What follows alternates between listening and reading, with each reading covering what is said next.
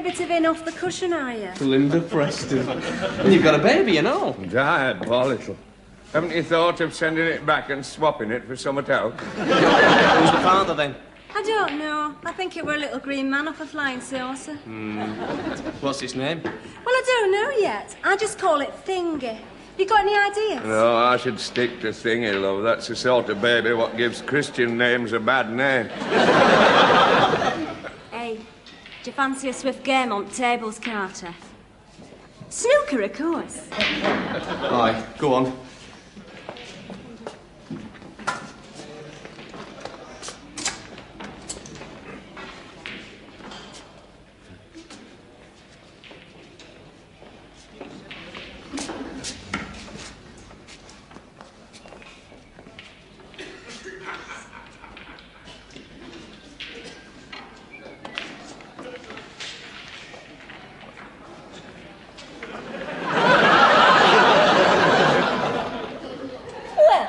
Yes, well. Yes. Do you mind if we borrow the rest? The rest of what, Sidney? No. Yes. No, that big long black... Hey, now, just a minute, Sidney. You leave him out of this. Come on, Sid. Snookered again.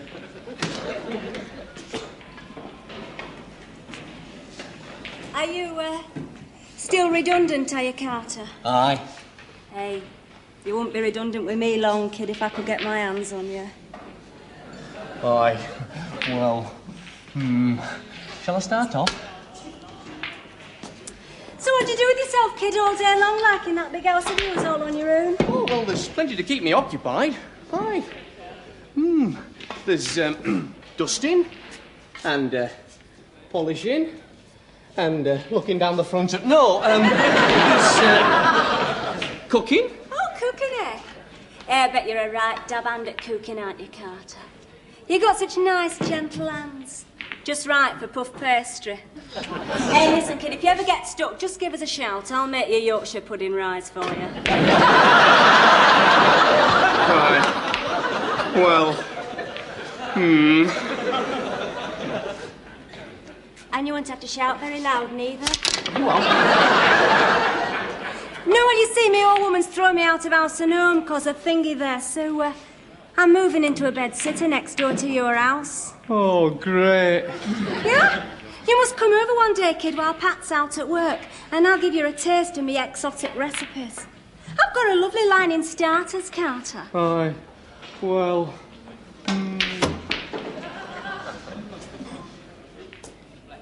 Hey, won't Pat be delighted when she hears the news? Well, she'll know that with me around, you'll never be short of a willing hand if your little regular ever wants fixing. oh, aye. She'll be right bloody delirious, will our Pat. Well, I think it's absolutely scandalous. Linda Preston moving in next door. With an unmarried baby, too. And who's the father of this so-called baby? She doesn't know. Disgusting. Well, I bet he's not a young executive. You are? I bet he's a manual worker. He'd have to be to cope with Linda. Oh, I only hope Mr. Leatherbarrow never gets to hear of this, Carter. He thinks sex outside of marriage is very rude, does Mr. Leatherbarrow. What he says is, everything in its proper place. He'd never stand for Linda Preston. I don't suppose the manual worker did, neither. I think Linda could be quite an asset. I wonder if she'd like to join my young wife's coffee morning circle. About time and all, Mort. We thought you'd drop dead in the street. You're not due for death while another 6 months, lad. Don't be so impatient. Where have you been? I have been to the General Post Office to withdraw my savings. You've never cashed your National Savings Certificate. I have. Yes, silly devil. You can't see no further than end of your own nose, can you?